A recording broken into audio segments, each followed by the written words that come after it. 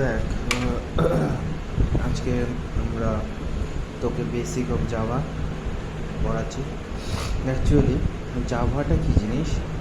Java হচ্ছে একটা logical programming language, ওটাকে আমরা বলি লজিক।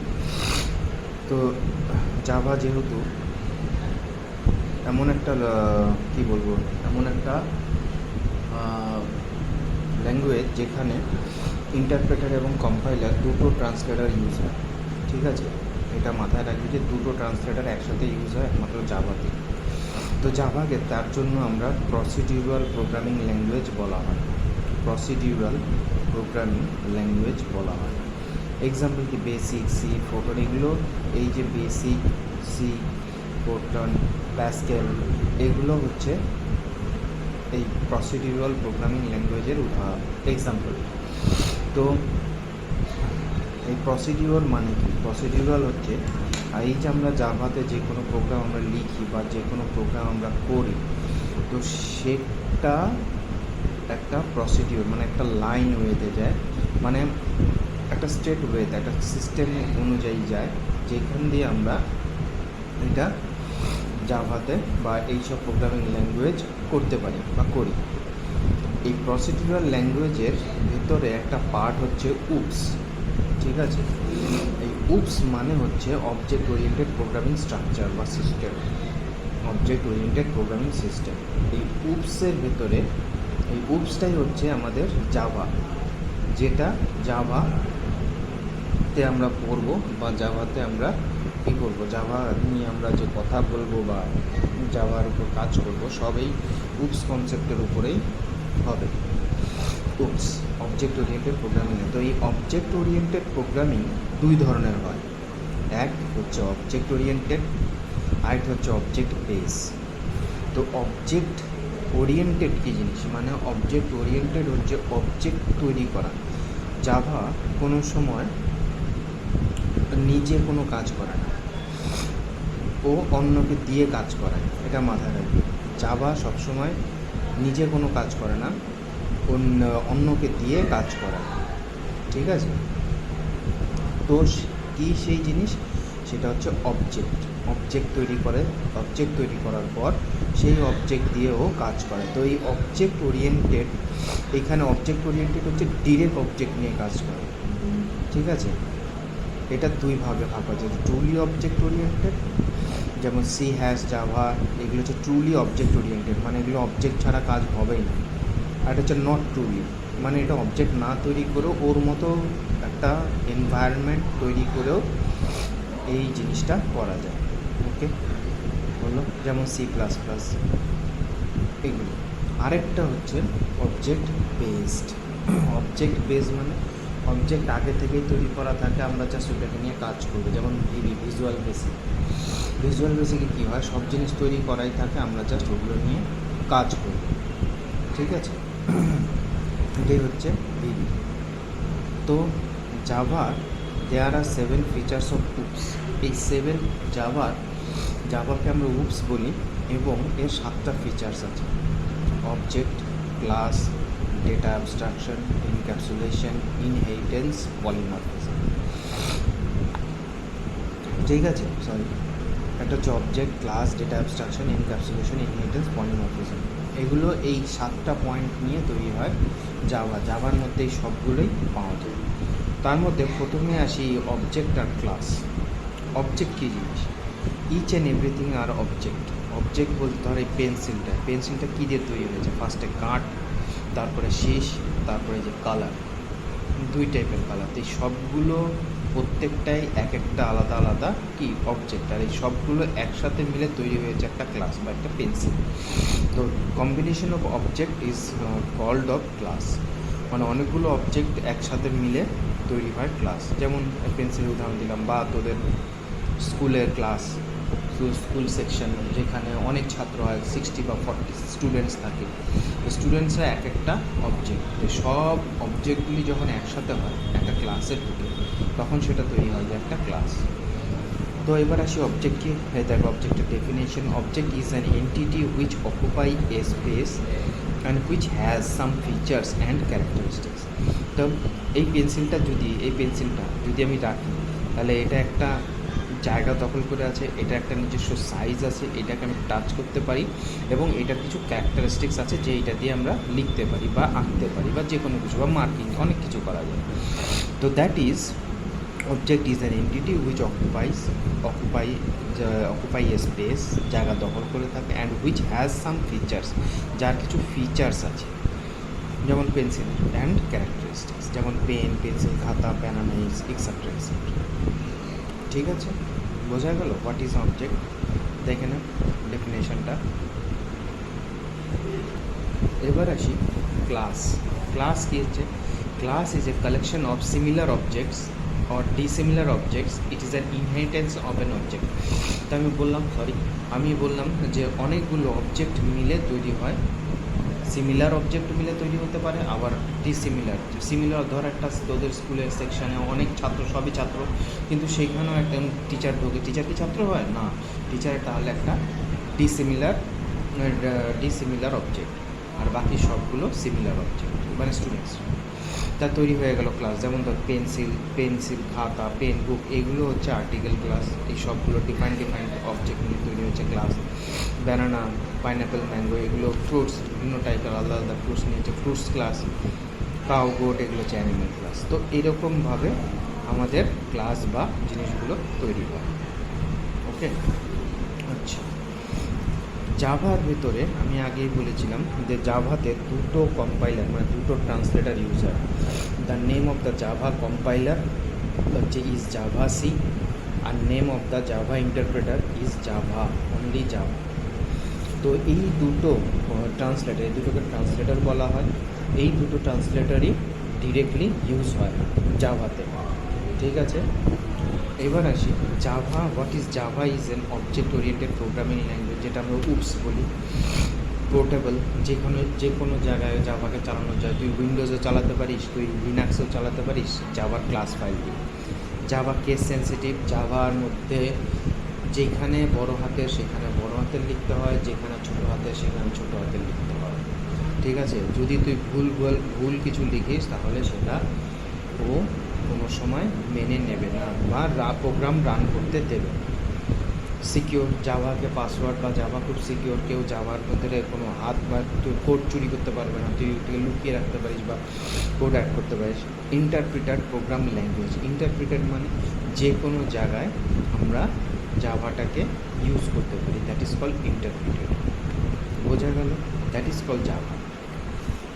এবার আসি জাভা কীভাবে কাজ করছে। ফার্স্টে যখন আমরা জাভাতে কোড লিখি তখন সেটাকে বলা হয় সোর্স কোড। এটা তুইও জানিস, আমরা যখন কিউবেসিকের ভিতরে কোনো কোড লিখতাম বা যেই কোডগুলো লিখতাম সেগুলো হচ্ছে সোর্স কোড।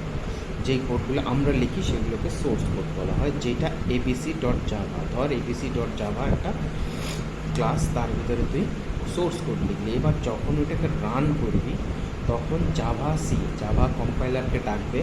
কেন ডাকবে? জাভা বাইট করে, এই যে আমরা সোর্স কোড, যেহেতু আমরা জানি যে আমাদের হাই লেভেল ল্যাঙ্গুয়েজ কম্পিউটার বোঝে না, কম্পিউটার লো লেভেল ল্যাঙ্গুয়েজ বোঝে, তো তার জন্য জাভা কী করে, জাভা কম্পাইলারকে ডাকে। ওইটা বাইট মানে জিনিস 1010, এগুলো হচ্ছে বাইট কোড। বাইট কোডে যখন তৈরি হয়, বাইট কোড থেকে যখন তৈরি হয় তখন তৈরি হয় ডট ক্লাস ফাইল। যখন ডট ক্লাস ফাইল তৈরি হয়ে যায় তখন জাভা ইন্টারপ্রিটারকে কল করে, মানে জাভাকে কল করে ডট exe মানে এক্সিকিউটেবল ফাইলও তৈরি করে। আর এই টোটাল প্রসেস চলার সময় দুটো জিনিস জাভা ইউজ করে, একটা হচ্ছে JVM জাভা ভার্চুয়াল মেশিন, আর JIT compiler just in time. এই দুটো জিনিস ও এই পুরো প্রসেসটাকে চালানোর জন্য যখন চালায় তখন এই দুটো জিনিসকে ও কী করে, ও কল করে, নাহলে ও ফাস্ট কাজ করতে পারবে। বোঝা গেল? ওকে, এবার আসি জাভার ভেতরে কিছু অ্যাক্সেস স্পেসিফায়ার আছে, যেগুলো জাভা যখন আমরা রান করি তখন সেগুলো আমাদের প্রয়োজন হয়। ওকে, জাভার কিছু অ্যাক্সেস স্পেসিফায়ার হচ্ছে যখন আমরা জাভা প্রোগ্রাম বা প্র্যাকটিক্যাল করবো, নেক্সট দিন যখন আসবে প্র্যাকটিক্যালে, তখন আমরা দেখবো জাভার এই অ্যাক্সেস স্পেসিফায়ার মানে হচ্ছে তোকে পারমিশন দেওয়া। বাই ডিফল্ট পাবলিক থাকে access. There is a normal 3 types of access specifier: public, private, protected. Public কি? পাবলিক হচ্ছে তোর একটা বাড়িতে তোর বাবা একটা খাবার আনলো, সবাই মিলে খাচ্ছিস, দ্যাট ইজ কল পাবলিক। এবার আসি প্রাইভেট। তুই ধর তোর পার্সোনাল ড্রয়ার, ওটা কাউকে তুই দেখতে দিবি, কোনো সময় দেখতে দিবি না, সেটা তোর নিজস্ব একমাত্র প্রাইভেট। বা তোর ডায়েরি, তুই যে ডায়েরি আছে তো এটা কাউকে দেখতে দিবি না, that is call private. R protected মানে সাপোজ ধর তুই তোর ব্যাগের ভিতরে কোনো একটা জিনিস রাখলি, সেটাকে তালা মেরে রাখলি, দ্যাট ইজ কল প্রোটেক্টেড। তো এগুলো আমরা জাভাতে ইউজ করব সময় ক্ষেত্রে, মানে যেই প্রোগ্রামে যেটা দরকার হয়। ঠিক আছে? আচ্ছা, এবার আসি প্যাকেজ কি জিনিস? Class is nothing but a collection of similar objects or dissimilar objects. Collection defined class is called package হচ্ছে, আমরা জাভাতে অনেক কিওয়ার্ডস পাবো জাভাতে। সেই কিওয়ার্ডসগুলো আমাদের ইম্পোর্ট করতে হয়। ধর একটা ক্লাসের ভেতরে অনেকগুলো কিওয়ার্ডস আছে, তো সেই ক্লাসটাকে আগে জাভাতে ইম্পোর্ট করতে হয়। তো ইম্পোর্ট করার জন্য কাকে ইম্পোর্ট করব? সেই যে অবজেক্টগুলো মিলে একটা ক্লাস তৈরি হয়েছে, ওই ক্লাসটাকে আরেক ভাষায় বলা হয় প্যাকেজ কী করে? যদি প্যাকেজকে আমরা কল না করি প্রোগ্রামের ভেতরে, তাহলে আমরা প্রোগ্রামের ভিতরে কিওয়ার্ডসগুলো পাবো না এবং কাজ করতেও পারবো না। ওকে, কিওয়ার্ডসগুলো পাবো না এবং কাজ করতেও আমরা পারবো না। ঠিক আছে? তো এটাই হচ্ছে মেইন প্রবলেমস, যে আমাদের প্যাকেজ কল না করলে জাভাতে প্রোগ্রাম নিয়ে কাজ করা যায় না, বা প্রোগ্রাম নিয়ে কাজ করা সম্ভব না যদি না আমরা প্যাকেজকে না কল করি। কীভাবে প্যাকেজকে কল করব? দেখ, প্যাকেজকে কল করার জাভাতে নিয়ম হচ্ছে ইম্পোর্ট আগে লিখবো, এটা একটা কিওয়ার্ড, কিন্তু ইম্পোর্ট লিখবো, তার মানে স্পেস দিয়ে জাভা লিখবো, এটা হচ্ছে মেইন প্যাকেজ যে জাভা। ডট, যখনই ডট দেবো তার সাব প্যাকেজ, মানে এগুলো হচ্ছে সাব প্যাকেজ। এরকম আইও আছে, ইউটিল, ল্যাং, এরকমভাবে ওর আলাদা আলাদা কি থাকে, প্যাকেজ থাকে। এবার এই প্যাকেজের ভেতরেও প্রচুর কিওয়ার্ডস বা প্রচুর সাব প্যাকেজ আছে, যেগুলোকে আমরা স্টার্ট দিয়ে আমরা একবার ডিরেক্টলি সব একবারে কল করা যায়। সেই জন্য ওটাকে বলা, এই জন্য আমরা এটাকে স্টার্ট দিতে পারি। স্টার্ট দিলে all classes of this package, মানে কি এর আন্ডারে, এই আইও এর আন্ডারে, এইটা একটা এক্সাম্পল, এরকম প্রচুর আছে। যখন আমরা প্রোগ্রাম করবো তখন দেখতে পাবি আইও আছে, আইওর আন্ডারেও প্রচুর প্যাকেজ আছে, সেগুলোকে একবারে কল করার জন্য এই স্টার হচ্ছে পয়েন্টার। বেসিক্যালি স্টার দিয়ে সব কিছুকে একবারে কল করা যায়। ঠিক আছে, বোঝা গেল? এইভাবে আমাদের ইম্পোর্ট করে লিখতে হয়। এরকম যে ইম্পোর্ট জাভা ডট আইও আছে, কেননা আবার যদি আবার অন্য কিছু দরকার হয়, তাহলে ইউটিল, আবার আছে ল্যাং, ম্যাথ, এরকমভাবে আমাদের ইম্পোর্ট করা যায়। ঠিক আছে? আচ্ছা, বোঝা গেল? তো এবার আমরা যখন আমরা কোনো জাভাতে ক্লাস শুরু করব, তো ক্লাস এবিসি, তো এবার যখন আমরা কোনো ক্লাস শুরু করব বা জাভার কোনো প্রোগ্রাম লেখা শুরু করব, তখন আমরা কি করব? এখানে ক্লাস দেব, ক্লাসও একটা কিওয়ার্ডস, ক্লাস এবিসি। এখানে যে কোনো নাম দেওয়া যায়, আমি এখানে এবিসি দিয়েছি বলে এবিসি দিতে হবে তার কোনো মান নেই, তবে মিনিংফুল নাম দেওয়াই ভালো। এখানে ব্র্যাকেট, সেকেন্ড ব্র্যাকেট শুরু। ঠিক আছে, এই যে আমি এটা যে লিখলাম, এর এখানে দেখবি অ্যাক্সেস স্পেসিফায়ার, এখানে পাবলিক ক্লাস এবিসি এরকম আমরা লিখি।